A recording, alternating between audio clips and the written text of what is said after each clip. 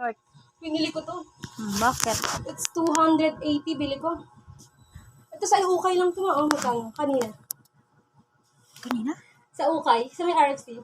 Ganda doon. Magkano yan? 95.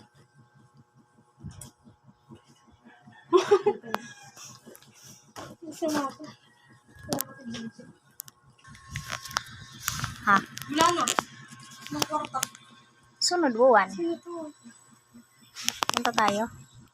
Wow, yung aso na yung pinagsasaksak mo. Sino? Sino?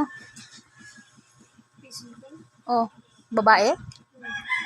Yung sasaksak ng aso. Ikaw magpahatid ka talaga doon sa boyfriend mo, ha? Boyfriend ko yun. Nasama ko yun. Parang best, ano mo na lang, mag-best friend na lang kayo. Mga tropa lang kami yung boyfriend ko. Baka nagundod na yan. Sila ang bagay. Hindi sila bagay nun eh. Ako Ako nag-ano, Ang dami ng bulsa. ako nag-ano niyan eh. Kay Bubo yan, May nasa pina-order. maliit pa. May nasa maliit Oh, pa. ako nag-ano, pang ano talaga yan. Ako nag-ano niyan eh.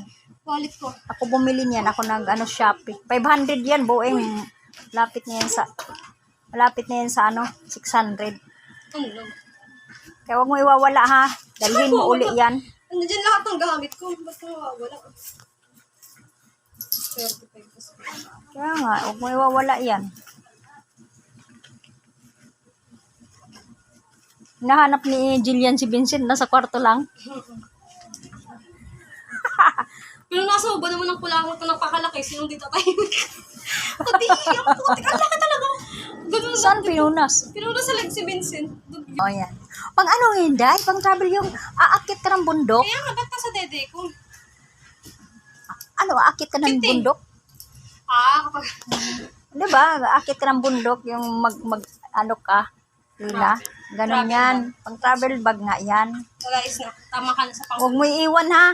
Ito iiwan ko. Naka-video. Naka-video kanina pa. Hindi ka mag-ano.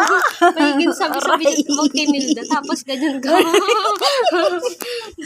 Sinali mo pa si Milda. Kagawang ka.